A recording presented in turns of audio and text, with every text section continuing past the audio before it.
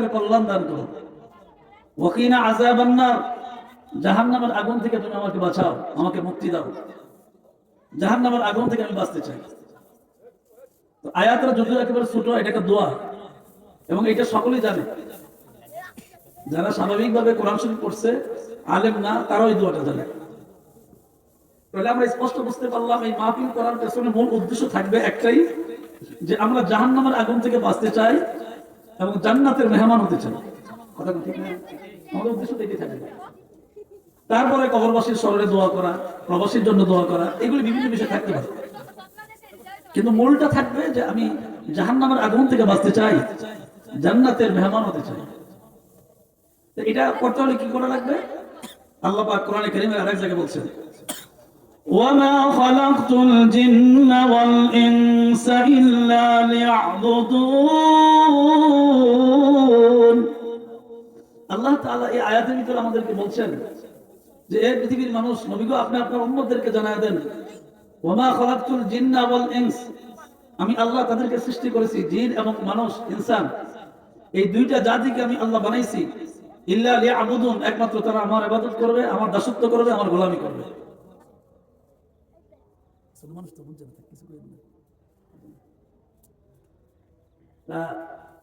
মাহফিল করার উদ্দেশ্য একটাই, যে আমরা এখানে বসে এমন কথা বলবো যে কথা দ্বারা মানুষ আমল করবে, আর এই আমলের দ্বারা 1 নম্বর গুনাহ মাফ হবে, 2 নম্বর জান্নাতের মেহমান হবে। ঠিক না? উদ্দেশ্য এটা না? উদ্দেশ্য এটা যে আমরা জাহান্নামের আগুন থেকে বাঁচবো, জান্নাতে মেহমান হবে। যারা জীবনে নামাজ পড়ে না, এমনকি ঈদের নামাজ পড়ে না, এরকম মুসলমান বাংলাদেশে আছে, ঈদের নামাজ পড়ে না, এরাও কিন্তু কথা কথা বলে যে আমরা পরকালে জান্নাতে যাইতে চাই। কি বলে? বলে কি বলে না? বলে। জান্নাতে যাওয়ার জন্য সবার একটা আকাঙ্ক্ষা। তো আল্লাহ তাআলা 1,500 বছর আগে যুগের সর্বশ্রেষ্ঠ নবী, সকল নবীদের সরদার, সাইয়্যিদুল মুরসালিন, শাফিউল মুজরমিন, রাহমাতাল লিল আলামিন, যার চেহারার দিকে তাকাইলে দুজকের আগুন হারাম হয়ে যায়, যার নুরানি চেহারার দিকে তাকাইলে সেকেন্ডে সেকেন্ডে অগণিত সওয়াব হয়, যার নুরানি চেহারার দিকে তাকাইলে মানুষের দিনের পরিবর্তন হয়। সুবহানাল্লাহ বলবেন না? মুহাম্মদ রাসূলুল্লাহ সাল্লাল্লাহু আলাইহি ওয়াসাল্লাম অনেক উপরের কথা, কিন্তু অনেক উপরে। আমাদের দেশের ভিতরে এরকম কিছু আলেম আছে, আমি না, আমি গুনাহগার মানুষ, আমার ইলম নাই, কালাম নাই, আমল নাই, কিছু নাই, হয়তো মানুষ দাওয়াত দেয় আর কি ওয়াজের জন্য। তা এমনও বাংলাদেশে এমন কিছু আলেম আছে যে যিনি চেহারা বসে স্টেজে বসে ওয়াজ করলে তার নুরানি চেহারার দিকে তাকাইলে সুগিরা গুনাহগুলি মাফ হয়ে যাবে। যেমন এর ভিতরে আড়াইবাড়ি দরবার শরীফের মরহুম গোলাম হক্কানি পীর সাহেব রাহিমাহুল্লাহ, উনি আমার মামা ছিলেন। গোলাম সারওয়ার সাইদি পীর সাহেব, উনি আমার মামাতো ভাই। আমার মামা, উনি এমন একজন আল্লাহওয়ালা ব্যক্তি ছিলেন যে যিনি স্টেজে বসে থাকলেই মনে হতো যে ওনার চেহারার ভিতরে একটা লাইট জ্বলতেছে। এটা সত্যিকারের কথা, মানে এটা কোনো গপ্পচারি না, কাউকে খুশি করার জন্য, সত্য কথা যেটা, যে ওনার ইলম ছিল বেশি, আবার পাশাপাশি আমল ছিল বেশি, এবং ওনার অনেক দোয়া ডাইরেক্ট কবুল হয়েছে, এরকম অনেক প্রমাণ আছে।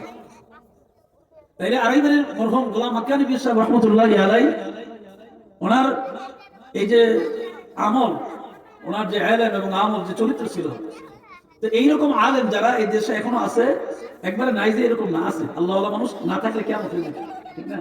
আল্লাহওয়ালা মানুষ আছে, আল্লাহওয়ালা মানুষ আছে। আল্লাহ পাক বলেন, আলা ইন্না আউলিয়া আল্লাহ লা খাউফুন আলাইহিম ওয়া লা হুম ইয়াহজানুন। যে আল্লাহ তাআলা আল্লাহর নিকটতম বান্দাদের ব্যাপারে আল্লাহ তাআলা নিজে ঘোষণা করেছেন, নবী আপনি আপনার উম্মতকে বলেন, যারা আমি আল্লাহর বন্ধু হয়, যারা আমি আল্লাহর বন্ধু, আল্লাহ বলছেন যারা আমি আল্লাহর বন্ধু হয়, নবী আপনি ওই উম্মতকে বলেন, এই বন্ধু যারা আমার হয়ে যায়, এই মানুষগুলোর জন্য দুনিয়া এবং আখিরাতে কোনো ভয় নাই, কোনো চিন্তা নেই, তারা টেনশন মুক্ত, তাদের কোনো ভয়ও থাকে না, চিন্তা থাকে না। এই মানুষগুলো কারা? আউলিয়া কেরাম। বলেন, এই মানুষগুলো কারা? আউলিয়া কেরাম। আমাদের দেশে যত আউলিয়া কেরাম আছে, যারা হক্কানি সত্যিকারী আউলিয়া কেরাম, এদের মর্যাদা আল্লাহ তাআলা দিয়েছেন। এটা কোনো হাদিসের দুর্বল হাদিস নয়, সরাসরি আল্লাহর কোরআন। এখানে একটা অক্ষর যদি কেউ অবিশ্বাস করে তার ঈমান থাকবে। এই জন্য প্রকৃতপক্ষে আউলিয়া কেরাম যারা আল্লাহওয়ালা, যারা, তাদের মর্যাদা আল্লাহ 1,500 বছর আগে নবীর কাছে কোরআনে কারীমের আয়াতের মাধ্যমে, ওহীর মাধ্যমে জানা দিয়েছেন। লা খাউফুন আলাইহিম ওয়া লা হুম ইয়াহজানুন, তাদের কোনো ভয় থাকবে না, তারা কোনো চিন্তিত হবে না। এই জন্য আল্লাহওয়ালাদের পাশে থাকলে আল্লাহওয়ালা হয়ে যায়। বলেন, আল্লাহওয়ালাদের পাশে থাকলে কি হওয়া যায়? আল্লাহওয়ালা হওয়া যায়। এখন আল্লাহ ওয়ালাদের পাশে যারা থাকে না, এদেরকে শয়তান ওয়াসওয়াসা দেয়। কারণ জঙ্গল থেকে যদি কোনো পশু বের হয়ে আসে, যদি একটা বকরি হয় তাদের ভয় আছে, বাঘে যে কোনো সময় তাকে আক্রমণ করতে পারে। কিন্তু দল যদি বের হয়, এক দল যদি বের হয়, মনে করেন 20টা 25টা 30 বা 50টা এরকম যদি বের হয়, তাহলে তাকে নেকড়ে বাঘ আক্রমণ করার কোনো সম্ভাবনা নাই। কারণ দল দেখলেই ভয় পাবে। বকরির এই পাল দেখলে কি পাবে? নেকড়ে বাঘ ভয় পাবে। গরুর বাবরি একা পাইলে না খাইতে হবে, কিন্তু অনেক পশু দেখা যায়। সুতরাং এদেরকে আক্রমণ করার জন্য বরং উল্টা এরা আমাকে আক্রমণ করে। এই পৃথিবীর মানুষদের, বিশেষ করে বাংলাদেশের মানুষদের ঈমান মজবুত হবে যখন মানুষগুলা আল্লাহ ওয়ালাদের সংস্পর্শে থাকবে, আল্লাহ ওয়ালাদের কাছে থাকবে, আলেম ওলামাদের কাছে থাকবে, তখন তার ঈমান এবং আমল নিরাপদ থাকবে। এখন আমরা তো কোনো কিছু হইলে পীরের বিরুদ্ধে ফতোয়া দেওয়া শুরু করি। পীর ভণ্ড আছে এটা আমিও জানি, এবং আমরা এগুলি ওয়াজে বলিও, পীর নামে ভণ্ড আছে এটা আমিও জানি এবং আমরা বলিও। কিন্তু তাই বলে কি একটা দলের একজন কর্মী যদি খারাপ হয়, এই জন্য সবাইকে খারাপ হয়ে যায়? কি বল? একটা স্কুলের ছাত্র যদি একটা খারাপ হয়, এই জন্য কি বিদ্যালয়ের সব ছাত্র খারাপ? একটা মাদ্রাসার ছাত্র যদি ভুল করে, এই জন্য কি সব ছাত্র ভুল করে? না। এই জন্য পীর নামে বন্ডামি থাকতেই পারে, এই জন্য সবাইকে খারাপ বলা যাবে না। আপনি মূল জিনিসটা দিকে খেয়াল করবেন, এই দেশে যদি আউলিয়া কেরামদের আগমন না হতো, এই দেশের মানুষদেরকে মাথায় টুপি পরানোর মতো কোনো ব্যবস্থা থাকতো না। এই মানুষগুলাই, এই আল্লাহওয়ালা মানুষগুলাই এই দেশে দ্বীনের দাওয়াত দিচ্ছে, এই দেশে মসজিদ তৈরি করছে, মাদ্রাসা বানাইছে, ঈদগাহ বানাইছে, মক্তব বানাইছে, ঠিক কিনা? এই আল্লাহওয়ালা মানুষদের আগমনের কারণে এই দেশের মানুষগুলা আল্লাহ এবং রসুলকে চিনাটা সহজ হয়েছে। এই জন্য আপনার আলোচনা থাকবে, আপনি সবসময় টার্গেট রাখবেন যে আমি একজন হক্কানি পীর মাসাই বুজুর্গানি দিন অথবা একজন আলেমের পাশে থাকবে। তাইলে আপনার জীবনও, কারণ নামাজি মানুষের পাশে থাকে সে কোনোদিন বেনামাজি হবে। কারণ আমার সাথে গেলে নামাজ পড়াই লাগবে, কারণ আমি নামাজ পড়ি, আপনি পড়বেন। আর নবী বলছেন সাল্লু রাআইতুমুনি কামা উসাল্লি, যে তোমরা আমাকে যেভাবে দেখতে পাইছো নামাজ পড়েছি, তোমরা কিয়ামত পর্যন্ত আমার উম্মতের এইভাবে নামাজ আদায় করবে। সুবহানাল্লাহ।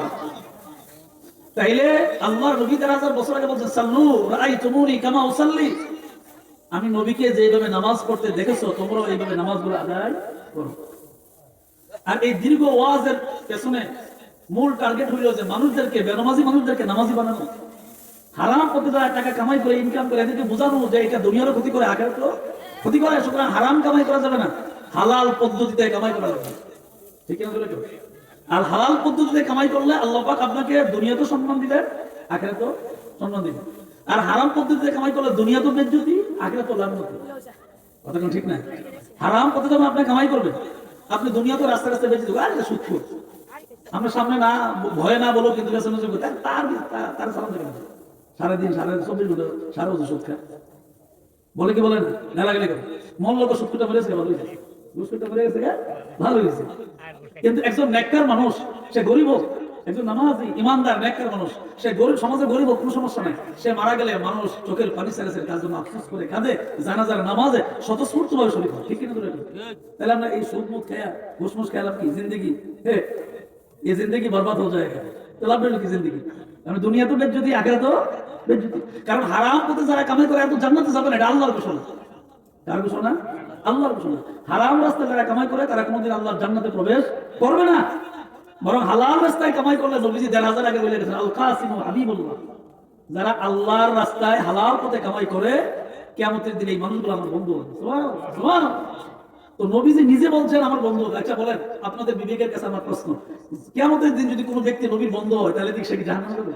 তার জান্নাত নিয়ে টেনশন করার দরকার আছে? কোনো দরকার নেই। কারণ সে নবীর বন্ধু হবে, তো নবীর বন্ধুরা নবীর সঙ্গে জান্নাতে যাবে। আল্লাহ আল্লাহ।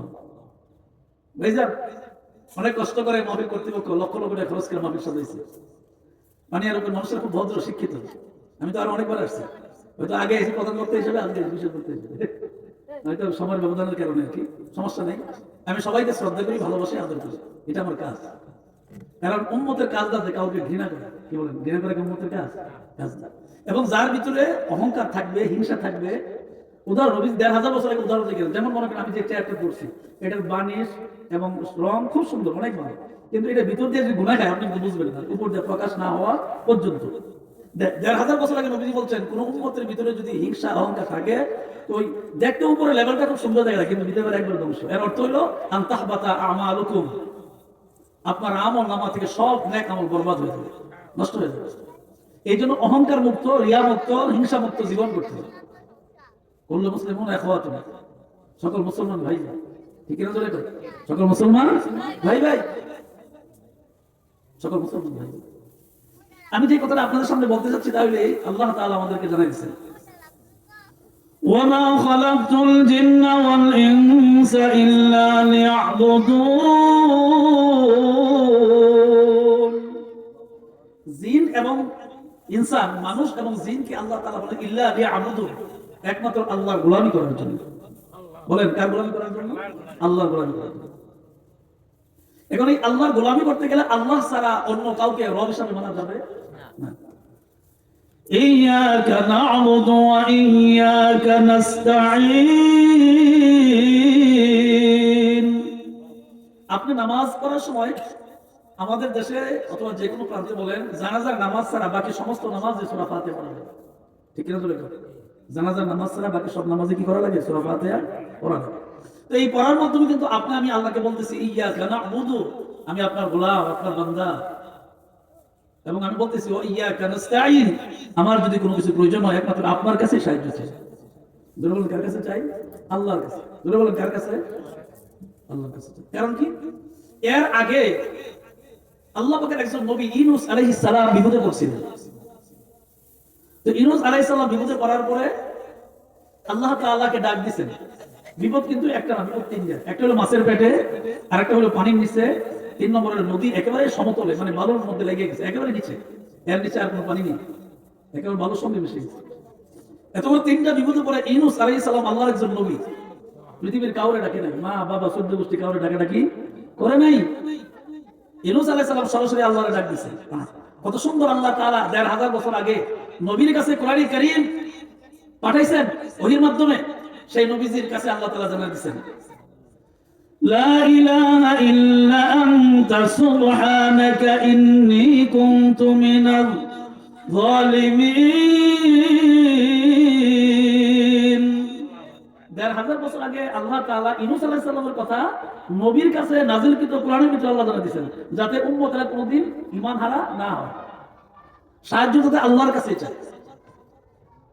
ইউনূস আলাইহিস সালাম এই আয়াতের মধ্যে, এই আয়াতের ভিতরে আল্লাহ তাআলা কি বলছেন যে ইউনূস আমার কাছে বলছে লা ইলাহা ইল্লা আনতা সুবহানাকা ইন্নী কুনতু মিনাজ জালিমিন। আল্লাহ তুমি ছাড়া কেউ মাবুদ নাই, ইল্লা আনতা তুমি ছাড়া আমাদের আর কোনো মাবুদ নাই, সুবহানাকা তুমি পবিত্র, ইন্নী নিশ্চয়ই, কুনতু মিনাজ জালিমিন আমি মাজলুম, আমি কি মাজলুম অবস্থায় আছি, আমি বিপদে আছি। হে আল্লাহ মেহেরবানি করে আমাকে এই বিপদ থেকে আপনি উদ্ধার করেন, আপনার ছাড়া আমার আর কোনো রব নাই। সুবহানাল্লাহ জোরে করবেন না? ১৫০০ বছর আগে নবীজি বলছেন যে উম্মত তুমি বলে দাও, নবী আপনি আপনার উম্মতকে বলেন যে আল্লাহ ছাড়া কোনো পৃথিবীতে দ্বিতীয় আর কোনো রব নাই। এবং নবীজি হাদিসে স্পষ্ট বলছেন মান ইলাহুন গায়রুল্লাহ ইয়াতিকুম বি, হে আমার বান্দারা পৃথিবীতে এমন কেউ আছে যে তোর দ্বিতীয় কোনো রব? সুবহানাল্লাহ। আল্লাহর ডাক কত সুন্দর। কোরআন শরীফে দিন, আমার পরে যিনি ওয়াজ করবো উনি অনেক বড় বক্তা, অনেক বড় আলেম, একটা কোরআন শরীফ থাকলে কথা বলতে সুবিধা হবে। আমি এনা শুরু করি। আল্লাহ তাআলা বলেন فاستجبنا له ونجيناه من الغم وكذلك ننجي المؤمنين। আল্লাহু আকবার। বলেন কি বলবেন কোন আয়াত শুনলে? আল্লাহু আকবার। আমি কিন্তু হাফেজুল কারি না, কোন বড় হুজুর না, ছোট্ট একটা হুজুর, এরপর সাহস করে বলে লেখা করে তো আল্লাহ তাআলা এই আয়াতের ভিতরে বলছেন হে ইউনূস ফাস্তাজাবনা লাহু ওয়া নাযায়নাহু মিনাল গাম্মি ওয়া কাযালিকা নুনজিল মুমিনিন। হে ইউনূস আপনি কোনো চিন্তা করেন না, পেরেশানি করেন না, আমি আপনাকে এই বিপদ থেকে বাঁচায় দিলাম। শুধু তা না, আমি আল্লাহ ওয়াদা দিলাম ওয়া নাযায়নাহু মিনাল গাম্মি ওয়া কাযালিকা নুনজিল মুমিনিন, কিয়ামত পর্যন্ত আপনার আমার কোন বান্দা, আমার কোন বান্দি বিপদে পড়ে যদি আপনার মতন আমাকে এইভাবে ডাকে, আমি আল্লাহ ওয়াদা দিয়েছি ওয়া কাযালিকা নুনজিল মুমিনিন, আমি আল্লাহ মুমিনদেরকে এইরকম বিপদ থেকে বাঁচায় দিব। জোরে কোন সুবহানাল্লাহ।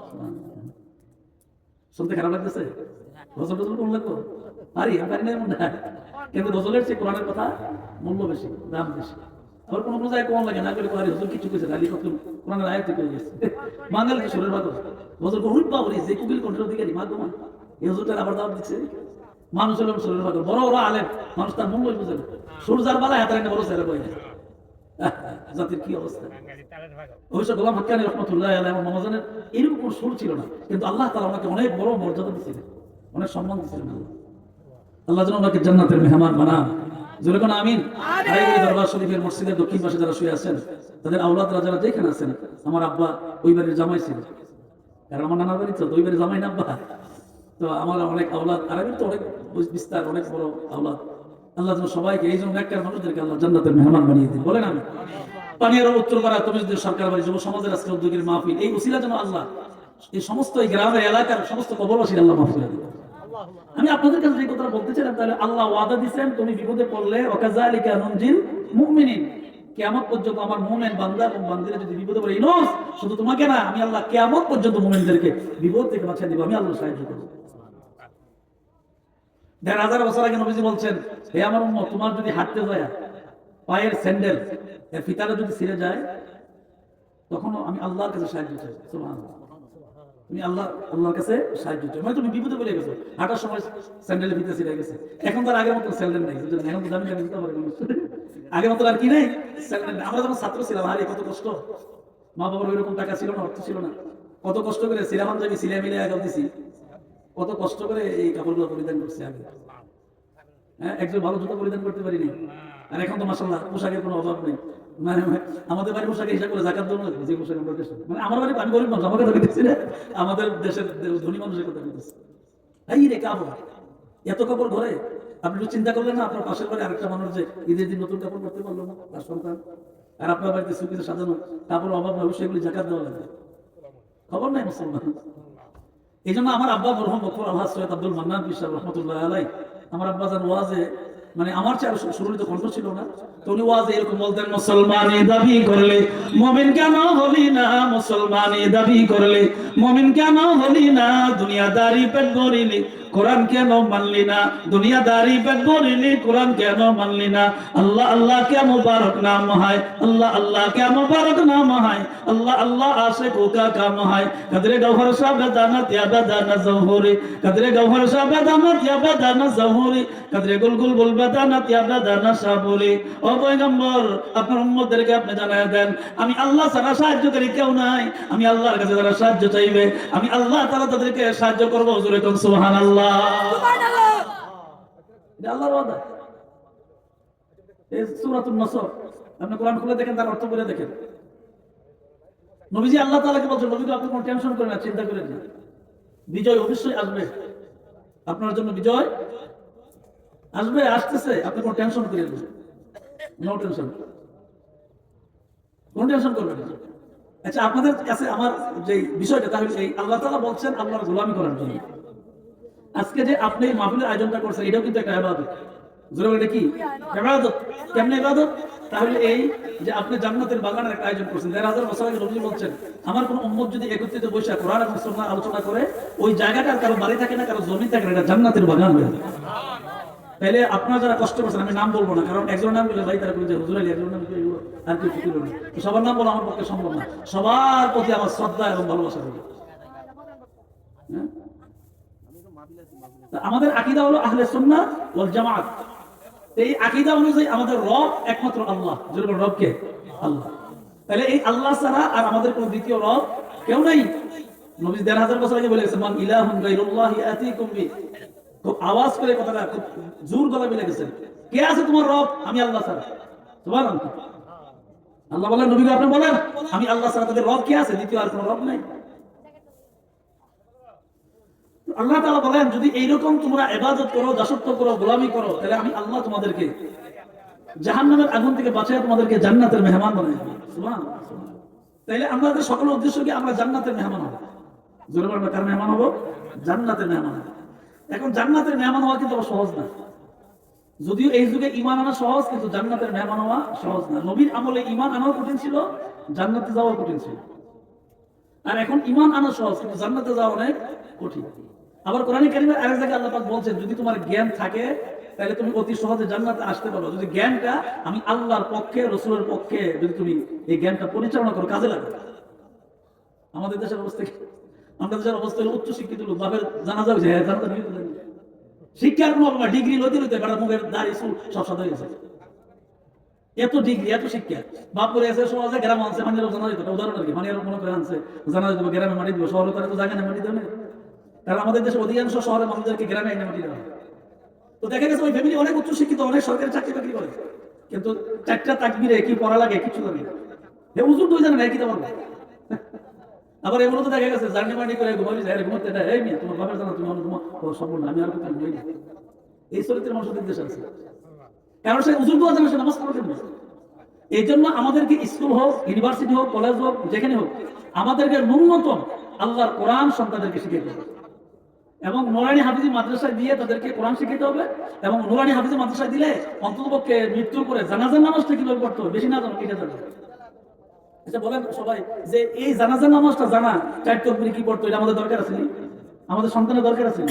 তাহলে আপনি লক্ষ লক্ষ টাকা খরচ করে জমি বিক্রি করে ছেলেরা পড়াইলেন উন্নত ইউনিভার্সিটি, দেশের ভিতরে দেশের বাইরে, হ্যাঁ মরণে আপনি মরণের পরে জানাজার নামাজে দোয়া জানেন, তো আপনি কি তারপর পড়াইছেন? আর আমি মুখলিসুর রহমান মান্নান ইলা ফাকার, আমার কোনো ফখর নাই, অহংকার নেই, কিচ্ছু নাই, কিন্তু আমি দেশে ঘুরে গেলে আমি আমার বাবার জন্য দোয়া করতেন। আমার বাবাকে আমার বেশি কিছু না পারে, এখন তো ওকে লাইনটা তো দিয়ে গেছে দোয়া করার লেগে, ঠিক কেন চলে প্রতিদিন মাহফিলে দোয়া করতে পারি বাবার জন্য, নামাজ তো পড়ি। আবার আমি যে কোনো মাহফিলের আমাদের আব্বার কোনটা জিয়ারত করে আসি, তাহলে আমার আব্বা যদি আমার এই রাস্তায় না দিত, এবং এই ব্যাপারে আমার বড় ভাইয়ের ভূমিকা আছে। আমার 2 নম্বর যে ভাই এসে মাজাদ মানিক কসবা বাজারে টিনের দোকান আছে, মদিনা টিন, আমার আপন ভাই এসে মাজাদ মানিক, মানিক বিশ্বাস করি আমার সিনিয়র। তো এই মানিক ভাইয়ের অনেক অবদান আছে, উনি আমাকে ছোটকালে মাদ্রাসা নিয়ে ভর্তি করেছে স্কুল থেকে, টুকটাক যাই কিন্তু করছি আল্লাহ যতটুকু জ্ঞান দিচ্ছে। তো একটা উসিলা লাগে, দব দাব ওইটাই উসিলা লাগে। আচ্ছা উসিলা ছাড়া আজকে স্টেজটা হয়েছে প্যান্ডেলটা মাইক পোস্টার হয়েছে, উসিলা লাগছে না? উসিলা লাগবে, উসিলা ছাড়া কিছু হবে। যাক, আমি আপনাদের যে কথাটা বলতেছিলাম তাহলে এই আল্লাহর ইবাদত করলে জান্নাতে যাওয়া যাবে। আগে নবীর আমলে ঈমান আনাও কঠিন ছিল, জান্নাতে যাওয়া কঠিন ছিল। এই আমলে ঈমান আনা সহজ, জান্নাতে যাওয়া একটু মেহনত। জান্নাতে যাওয়ার জন্য কি একটু মেহনত করা যাবে। তো এই মেহনতটা যদি আমরা করতে না পারি তাহলে আমরা জান্নাতে যাবো কি? আপনি যদি কক্সবাজারের দোকান দিয়ে হানের বইয়ে দেন তাহলে বাজারে ব্যবসা করবেন। আপনি একটু মেহনত করে হাইটা হোক, অটোতে হোক, সিএনজি হোক, পানির উপরে কক্সবাজারে সকালবেলা দোকান খুলতে হবে, সারাদিন দোকান তৈরি করে বিকালে আসলে আল্লাহ পাক তখন হয়তো রিজিকের একটা ব্যবস্থা করতে পারে। আপনি তো উসিলা করা লাগবে, হানের উপরে ব্যাপার দোকানদারি করলে কেমন উসিলা করা লাগবে। তো আল্লাহ পাক বলছেন বান্দা তুমি উসিলা করো, তুমি চেষ্টা করো, আর জান্নাত দেওয়ার মালিক আমি আল্লাহ। সুবহানাল্লাহ করবেন না?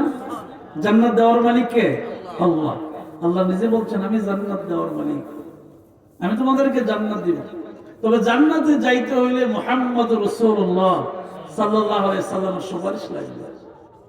এই সুপারিশ অস্বীকারী কোনো আল্লাহর বান্দা বান্দি জান্নাতে যেতে পারবে না। কারণ এখানে অনেক কথা আছে, আমি ছোট্ট করে কথা বলাই। সমস্ত নবীদের কাছে উম্মতেরা যার যার উম্মত যার যার কাছে নবীর কাছে যায়, এটা লম্বা কথা, ছোট্ট করে কই, সময় কম। তো উনি সমস্ত নবীরা বলবেন যে আমার এই সমস্যা, আমি তোমাদের ব্যাপারে আল্লাহর কাছে কোনো কথা বলতে পারবো না। যাইতে যাইতে সবাই বলবে যে তোমরা আখির নবী সাইয়্যিদুল মুরসালিন, ওয়ামা আরসালনাকা ইল্লা রাহমাতাল লিল আলামিন।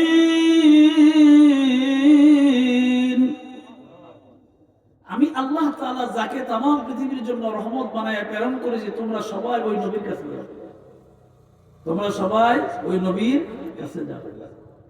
তো ওই নবী কিয়ামতের দিন আল্লাহর কাছে সুপারিশ করবেন, ওই নবী কিয়ামতের দিন আল্লাহর কাছে সুপারিশ করবেন। কিন্তু আল্লাহর কাছে সুপারিশ করবেন, এখন আমার তো নবী পর্যন্ত যাওয়া লাগবে,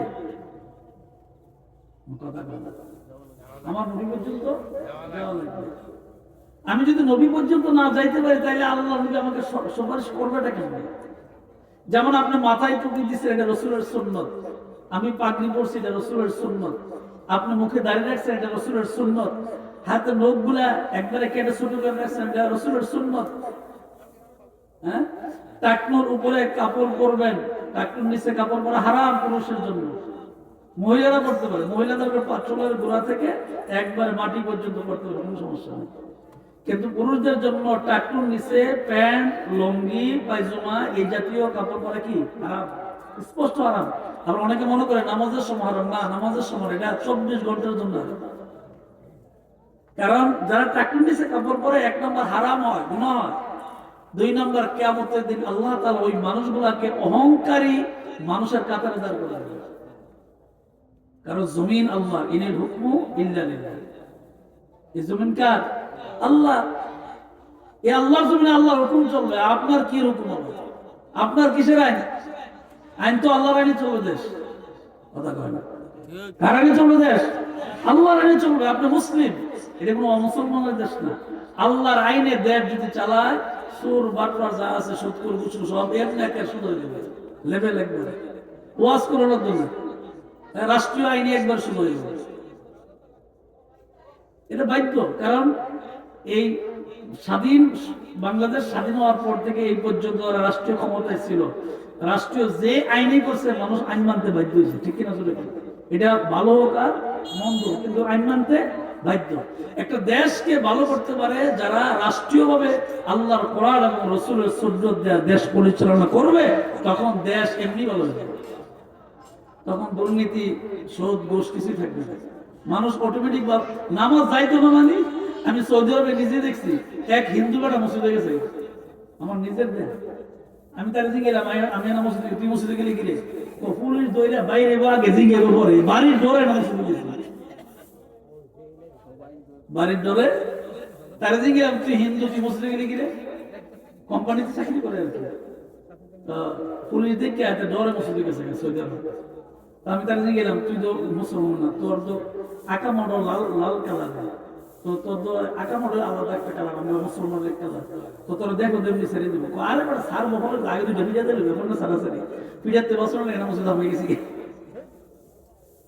আরেকটা দিচ্ছি দৌড়ে গিয়ে সেটা রুমুকে নিয়োগ পেতে দিচ্ছে, কারণ পুলিশদের সাথে দৌড় দিচ্ছে, তো পিছনে পিছনে যাইবো, কারণ ওই দেশের আইন তো এরকম আছে।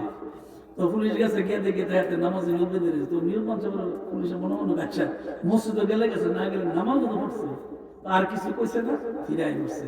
তারা বলে যে তুই যে নামাজ পড়লি উজু করছিলি, কোপাটা উজু বাদ দেবে না, যার বছর মানুষ মুসলমান জান বাঁচা, জান বাঁচান ফরজ, এটা একটা ফাও কথা। ইমান বাঁচান ফরজ, তুমি একাটা কথা জান বাঁচান ফরজ, ইমান বাঁচানো ফরজ। ইমান বাঁচাইতে হবে যেভাবে, যত বড় বিপদে পড়ি আল্লাহ ছাড়া কারো কাছে সাহায্য চাওয়া যাবে না। আমার কথা নেই, আমি কোরআন শরীফ বানাইছি, আমরা বড় হুজুর এই কোরআন দেখে দেখে ওয়াজ করব, আমার এই যোগ্যতা নেই, আমি বড় হুজুর হইতে পারছি না। এই কোরআন শরীফে আল্লাহ তাআলা বলছেন, কারে বলছেন? লোকমান আলাইহিস সালামের আল্লাহ তাআলা বলছেন, ইয়া বুনাইয়া লা তুশরিক বিল্লাহ ইন্নাশ শিরকা লাযুলমুন আযীম।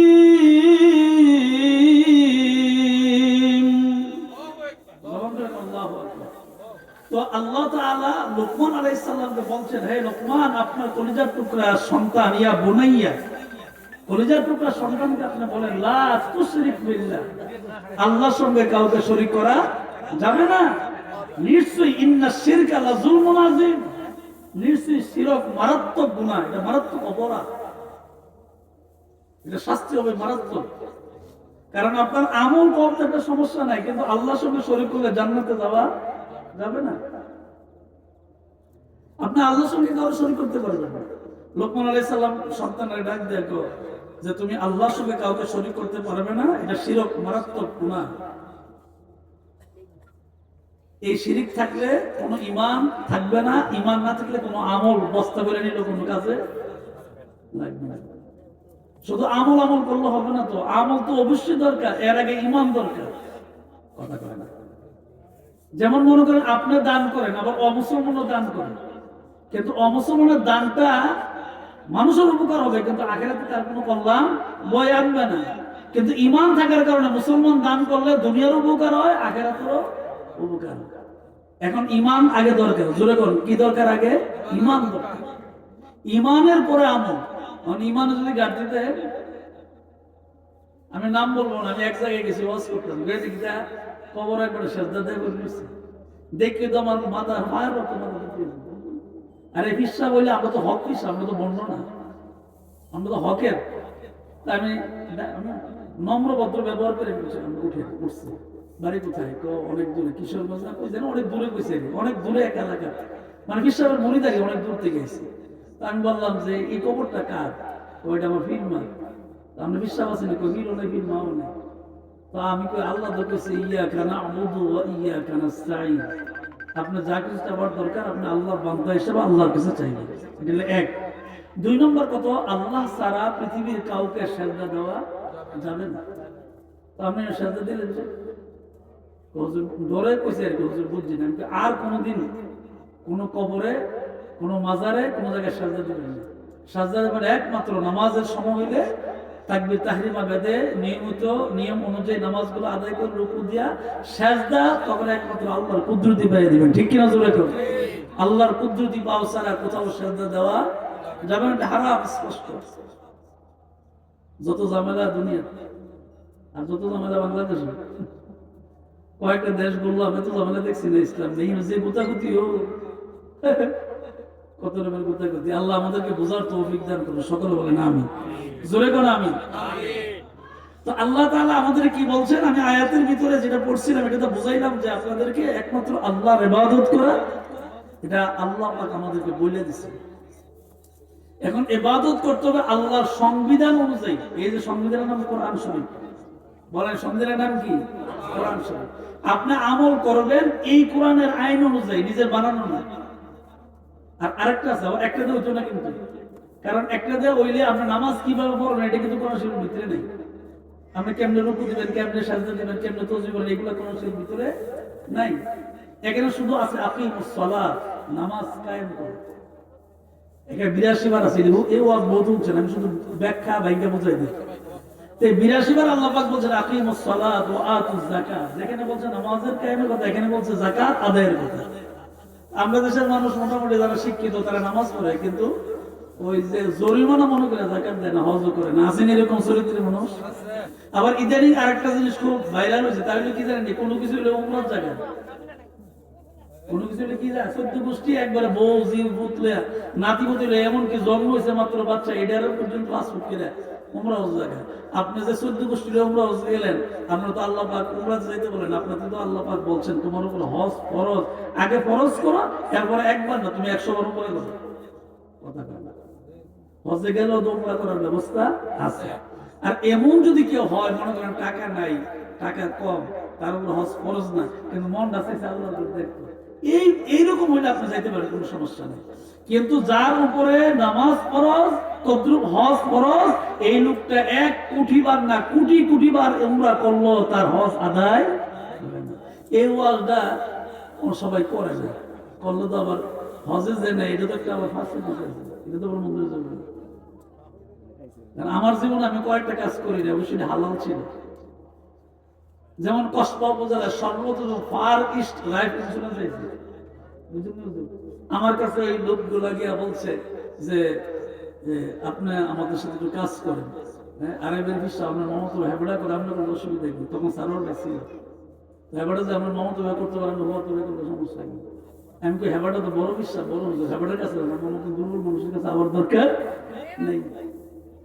এবং তো হজে নেওয়ার জন্য আমাকে অনেকবার চেষ্টা করছে, অনেক আরাম চেষ্টা করছে, আমি এই কাজটা করতাম, আমি করি ফলে করেন নাই কেন? এটা তো সওয়াবের কাজ, সওয়াবের কাজ ঠিকই আছে, বাজে বাজে উনি মানে কোরবানি টিয়া নিজে বড় রেখে দেয়, কোরবানি দেন হাজির সাহেব মনে করে কোরবানি দিয়ে দিয়েছে, এমন তো ইতিহাস নেই। এই জন্য এই ইসলাম ধোঁকাবাজের, ইসলাম হিদিনা সিরাতাল মুস্তাকিম, ইসলামের সোজা, এটা সোজা। নবী বলছেন ইসলাম সোজা, আর আমরা এটা ব্যয় করছি, যেইটা মন আছে এই দিকে যা ইচ্ছা তাই। এই জন্য আমার আব্বা বলতেন, মুসলমানি দাবি করলি মমিন কেন হলি না, মুসলমানি দাবি করলি মমিন কেন হলি না, দুনিয়াদারি পেট ভরিলি কোরআন কেন মানলি না। দুনিয়ার সুদ ঘুষ সম্পদ কোনদিন খেত নিলে খেত ভালো হইব, কোনদিন অফিসে গুলো চাকরি ঠিক থাকবো, সব বুঝলা, আল্লাহর কোরআনটা বুঝলাম, সব আমরা বুঝলাম, আল্লাহকে চিনলাম। 1 নম্বর আখিরাতে যাইতে হইলে 1 নম্বর আল্লাহর কোরআনের আইন অনুযায়ী জিন্দেগি চালানো লাগে, ঠিক নেই। 2 নম্বরটা কি? ওই যেমন আকিমুস সালাত আছে, কিন্তু নামাজ কেমনে পড়ানো লাগবে এই পদ্ধতিটার ভিতরে নাই। তখন আমরা যাইতে হবে হাদিসে, রাসূল বলেন সাল্লু রাআইতুমুনি কামা উসাল্লি, তোমরা আমাকে যেভাবে নামাজ পড়তে দেখছো তোমরা এইভাবে নামাজগুলো আদায় করো। সুবহানাল্লাহ বলেন না? তাহলে নামাজ কিভাবে আদায় করবেন এটা কোরআন থেকে হাদিসের দিকে যাওয়া লাগবে। লাভটা হবে কি? तुको जाओ सुन्नत अहमद को जा, तुको जाओ सुन्नत अहमद को जा, बा मुहम्मद काइबु अजनस बतुरा, बा मुहम्मद काइबु अजनस बतुरा। যদি আল্লাহ রসুলকে রসুলের সুন্নতকে আঁকড়ে ধরা যায়, যেমন ওযুর আগে আপনি মেসওয়াক করবেন, রসুলের সুন্নত। সৌদি আরবে দেখছি ভালো মানুষ মন্দ মানুষ সব দেশে আছে, কেউ খারাপ করার দরকার নেই। আমি তো ছিলাম ওই দেশে দীর্ঘদিন, এই জন্য আমার অভিজ্ঞতা আছে। এরা যাই করুক কিন্তু এরা শিরিক গুনাহ করে না। এরা ভালো হোক মন্দ যাই হোক, কিন্তু এরা কি করে না, শিরিক গুনাহ। এরা আল্লাহর সাথে কারো শিরিক করে না। এরা যত যাই কিছু হোক, কিন্তু এরা আজান দিলে মসজিদে দৌড়ে যায়। এদের এই গুণটা ভালো আছে।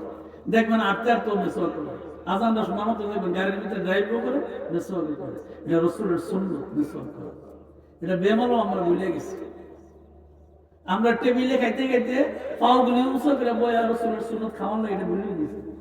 এমনি খাইলে তো আরে হাতে মূর্খ জীবন মনে খাইছে না। রাসূলের সুন্নাত আপনি আপনার ইয়া মিশাই খাইবেন, দোস্ত না ভুলে গেছি হঠাৎ করে। আমার শ্বশুর বাড়ি ব্রাহ্মণবাড়ে, বড় হুজুরের নাতিন বিয়ে করছে। তো ওই এলাকায় গিয়ে দেখেছে ওর বাবারে যে করা হলো, তখন নতুন নতুন মানুষ না, জামাই মানুষ। দেখলাম যে না মাশাআল্লাহ এদের অনেক সুন্নতি এরা আদায় করে, আলহামদুলিল্লাহ। এগুলি আমাদের আদায় করা দরকার আছে। রাসূলের সুন্নতকে বলা যাবে না। আপনি যা খাবেন ডাইন হাতে খাবেন, এটা রাসূলের সুন্নাত, ঠিক কিনা জোরে তো? বাম হাত আপনাকে খাওয়ার জন্য আমরা দেন, এটা দিছে আপনার ডাইন হাতের কাজের সহযোগিতার জন্য, পায়খানা প্রস্তাব করে পানি খরচ করার জন্য। এক একটা হাত এক একটা মানে কাজ করে। এই ডাইন হাতের সহযোগী হলো বাম হাত। এর কারণ এটা না যে আপনি পানির বোতল হলে ডব ডব করে খান শুরু করে। আমাদের দেশে অনেক ভদ্রলোক আছে, ডাইন হাতে চা খায়, বাম হাতে বিড়ি খায়। আবার পাওয়ার উপর পাও তুলে রে মুরব্বীদের সামনে যে খবর নেই, হেবাটা কম হেবাটা কাম হেবাটা করতে আছে। কি সুখ টান ওর বাবারে বাবা। আল্লাহ নবী 1000 বছর আগে ডাক জাগো উম্মতেরা, জান্নাতের ভিতরে যারা আসবে তাদের ভিতরে মুখের ভিতরে কোনো দুর্গন্ধ থাকবে না। জান্নাতের ভিতরে যারা আসবে মুখের ভিতরে সুগন্ধি থাকবে। মুখের মধ্যে কোনো দুর্গন্ধ থাকবে না। তো আপনি দুনিয়াতে দুর্গন্ধ ব্যবহার করবেন কেন? আপনি তো মুসলমান, আপনার রাসূলের উম্মত, আল্লাহর বান্দা। সুতরাং আপনার মুখ থেকে দুর্গন্ধ বের হবে এইরকম কোনো কিছু খাওয়া ব্যবহার করা ইসলামে অনুমোদন দেয় না। আমি বলবো না হারাম, কারণ আমাদের এত বড় হুজুর না আমরা ফতোয়া দিয়ে দেয়, কিন্তু ইসলাম এটা সমর্থন করে না। এবং আমার জীবনে আমি একবার অনেক বড় কষ্ট পেয়েছি হুজুর, মনে রেখেন, আমি তোমার কাছের মানুষ। আমি ধামতি আলিয়া মাদ্রাসার ছাত্র, তখন 1992 সালে মসজিদে গেছি। ছাত্র মানুষ তো রোজের ভিতরে মসজিদে গেছি নামাজ পড়ার জন্য। এমন অবস্থা এদিকে মসজিদের লোক মোলাকাত, একবার মোলাকাত মিলাইতেছে, বেড়া আমার নামাজ না। মাগরিবের আজানে আগে বেড়া ভিডিও টানতেছে, মোলাকাত মিলাইতেছে। বেড়া যে উযু করে আইছে নামাজে নিয়ত আইছে, তো আইছে আমার লগে নিয়ত মানছে। আমার অবস্থা মানে 12টা বাজে। আমি চাইছি যে নিয়তটা সাইরা দেখি শুনাইতে। পরে চিন্তা করলাম হুজুরের তো সাদা কাপড় ময়লা বেশি, হুজুরের দোষে যাস না। আমি তো কিছু জায়গা পরবারে নামাজে পড়ে হুজুর এইটাই করে কথা কয় না, হুজুররা এইটাই করে। এই ডরে আর পিছিয়ে গেছে। কিন্তু আমার মাগরিবের 3 রাকাত ইমাম হুজুরে পড়তে আমার খুব কষ্ট হতো। ভূমির ভাব হচ্ছে কয়েকবার ইতা বুঝি মানুষ খায়। জান্নাতের ভিতরে এই দুর্গন্ধযুক্ত কোন মানুষ জান্নাতে যাবে না। এটা নবী 1000 বছর আগে বলে গেছে। জান্নাতে যারা যাবে তার শরীর থেকে, তার জবান থেকে এবং গোটা অঙ্গ প্রত্যঙ্গ থেকে সুগন্ধি বের হতে থাকে। সুবহানাল্লাহ। আল্লাহ পাক সুগন্ধি যুক্ত বান্দা এবং বান্দিকে আল্লাহ জান্নাতের মেহমান বানাবেন। আল্লাহু আকবার। মুহাম্মদুর রাসূলুল্লাহ সাল্লাল্লাহু আলাইহি ওয়াসাল্লাম, যার উপরে কোন শিক্ষা নাযিল হয়েছে, উনি এমন এক নবী ছিলেন যে নবীর ঘাম মুবারক থেকে মেশক আম্বরে গ্রামে হতো। এত আস্তে বললেন সুবহানাল্লাহ। নবীর জন্য মায়া লাগে না? আরে কি নবী ছিলেন! আমরা মনে করি আপনি বলেন আমি বলেন, যত বড় হুজুরই যদি কোনো পরিশ্রম করে স্বাভাবিক ভিতরের গেঞ্জিটা ঘামে ভিজা যাবে। এই গেঞ্জিটা দেখবেন কিছুক্ষণ পরে এটা থেকে ঘামের একটা দুর্গন্ধ করবে, যত বড় হুজুরই কথা বলে, ঠিক নেই? কিন্তু মুহাম্মদ রাসূলুল্লাহ সাল্লাল্লাহু আলাইহি ওয়াসাল্লাম যখন ঘেমে যাইতেন, ওনার ঘাম থেকে সুগন্ধি বের হতো। এবং উনি যখন ঘামতেন, ওনার জীবনীতে আসছে, উনি যখন ঘামতেন, আমাদের মা উম্মুল মুমিনিন আয়েশা সিদ্দিকা রাদিয়াল্লাহু তাআলা উনি বলছেন হে নবীর উম্মতেরা তোমরা শোনো, নবী যখন ঘামতেন ওনার চুল মোবারক থেকে ওনার প্রত্যেকটা অঙ্গ প্রত্যঙ্গ পবিত্র, এই জন্য মোবারক বলা লাগে। ও চুল মোবারক থেকে গামগুলা বেয়ে বেয়ে যখন গালে আইসা জমতো, দূর থেকে মনে হইতো যে নবীজির গালের ভিতরে মণি মুক্তা চিকমিক চিকমিক করতেছে। এবং ওই সময় নবীজির বিবি যারা ছিলেন, আমাদের মা যারা ছিলেন উম্মুল মুমিনিন, ওনারা শিশির ভিতরে এই ঘামগুলি জমা করে রাখতেন।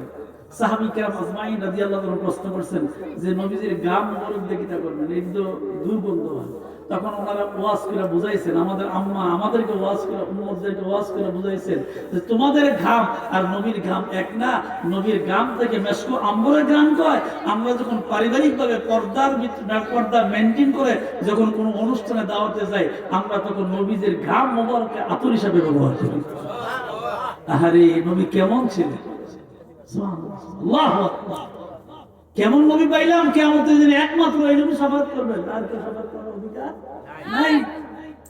সকল নবীরা বলবেন এই মুখের কাছে যাও, এই মুখের মধ্যে ধাক্কা দিতে যান। শেষ সকল উম্মত করে একত্রিত হইয়া শেষ পর্যন্ত মুহাম্মদুর রাসূলুল্লাহ সাল্লাল্লাহু আলাইহি ওয়াসাল্লাম ওনার পাশে আসবেন, ওনার কাছে আসবেন।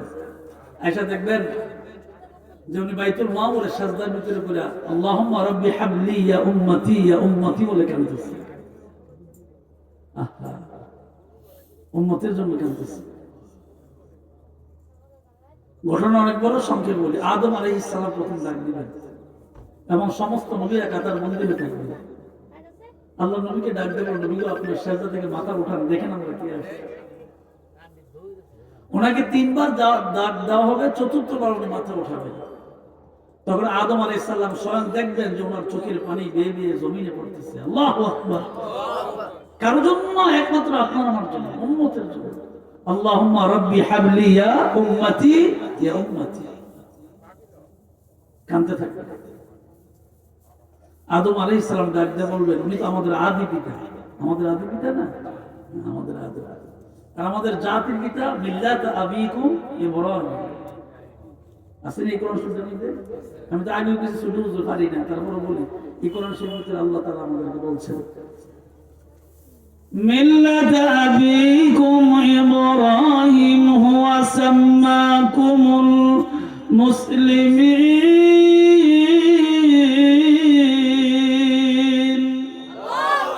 সমস্ত মুসলমান, বাংলাদেশের মুসলমান না কিন্তু সমস্ত মুসলিম মিল্লাত, মিল্লাত সমস্ত মুসলিম, এই মিল্লাত এই জাতির একমাত্র একজন জাতির পিতা, তার নাম কি মিল্লাত আবিকুম ইব্রাহিম। একমাত্র জাতির পিতা ইব্রাহিম আলাইহিস সালাম।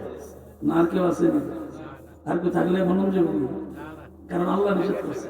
এটা আমি করি নাই, করি আরবের হুজুর করে নাই, বাংলাদেশের হুজুর করে নাই। আল্লাহ পাক বলছেন তোমাদের জাতির পিতা শুধুমাত্র একজন, মিল্লাত আবিকুম ইব্রাহিম ওয়া সাম্মাকুমুল মুসলিমিন। সমস্ত নবীরা আমাদের নবীর কাছে চলে আসবে, লাইন শুরু হয়ে যাবে। আদম আলাইহিস সালাম প্রথম ডাক দিবেন, তখন উনি মাথা উঠাবেন, চতুর্থ মাথা উঠে বলবেন কেন আমাকে ডাক দিচ্ছেন। তখন আদম আলাইহিস সালাম দেখবেন আমাদের নবীর চোখ বেয়ে বেয়ে পানি পড়তেছে, জমিনের মধ্যে টপ টপ করে। ঘটনা অনেক বড়, অনেক হৃদয় বিদারক ঘটনা, আমার বলার সময় নেই। তখন উনি কাঁদতে থাকবেন। আদম আলাইহিস সালাম ডাক দিয়ে বলবেন, হে আল্লাহর নবী, আপনি এইভাবে কাঁদেন কেন? আমি কাঁদি এই জন্য আখিরি যুগে আমার উম্মতগুলো কষ্ট করে, অনেক কষ্ট করে আমার প্রতি, আল্লাহর প্রতি ঈমান আনছে এবং কষ্ট করে আমল করছে। এরা কনকন শীতের ভিতরে ঠান্ডা পানি দিয়ে ওযু করে ফজর নামাজ মসজিদে গিয়ে আদায় করে। আসেনি? আমরা আসি না, মসজিদে যাই, ফজর নামাজ পড়ি, আল্লাহর রহমতে পড়ি। আল্লাহর ভয় যার ভিতরে আছে সে পড়ে। আমি তো আপনাদের নাম মেনশন করে বলবো না, একেবারে সহজ কথা।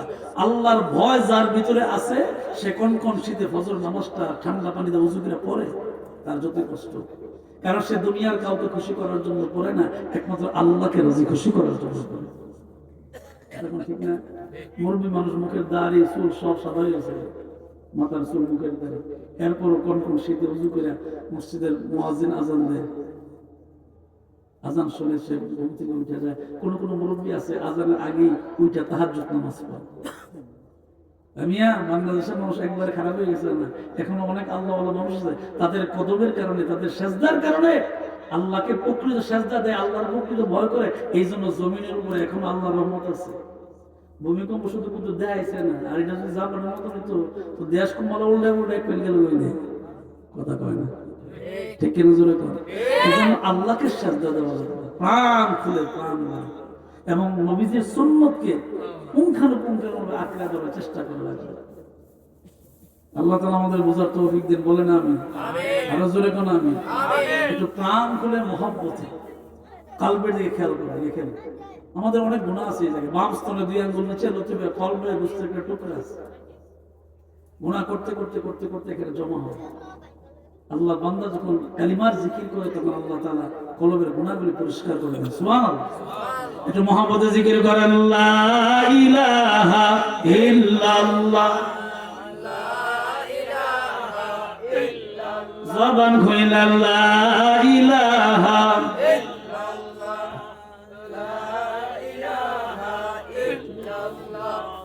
লা ইলাহা লা ইলাহা ইল্লাল্লাহু মুহাম্মাদুর রাসূলুল্লাহ সাল্লাল্লাহু আলাইহি ওয়াসাল্লাম।